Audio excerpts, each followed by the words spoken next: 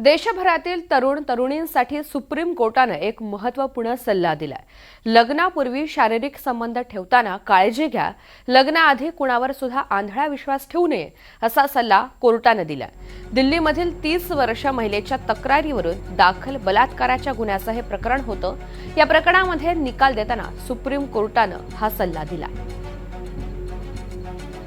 अधिकची माहिती जाणून घ्या तर रामराजे शिंदे आपल्या सोबत आहेत। रामराजे, नेमकी या प्रकरणाची याचिका काय होती ज्यावेळी सुप्रीम कोर्टाने हा महत्त्वाचा सल्ला दिला? बिलकुल, खरं तर जी याचिकाकर्ता महिला आहे ती आहे दिल्लीची आणि एका पुरुषासोबत ओळख झाली आणि त्यानंतर त्यांनी लग्नाचा निर्णय घेतला आणि त्यानंतर त्यांचं लग्न जे आहे ते काही कारणास्तव टिकलं नाही।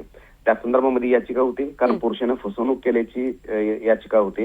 या संदर्भामध्ये सुप्रीम कोर्टाने निरीक्षण नोंदवलेलं की लग्नाच्या आधी आपल्या पार्टनरवर कधीही विश्वास ठेवू नका।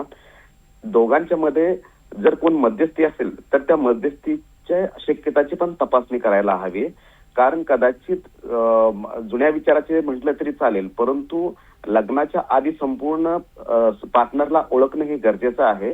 कारण घटना अशी घडली होती की या पुरुषानं यापूर्वी सुद्धा एक लग्न केलं होतं आणि आमिष दाखवून तिच्याशी लग्न करतो म्हणून तिच्याशी शारीरिक संबंध ठेवले होते।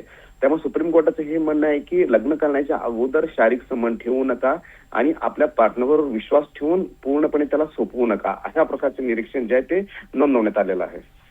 निश्चित, धन्यवाद सविस्तर माहितीसाठी।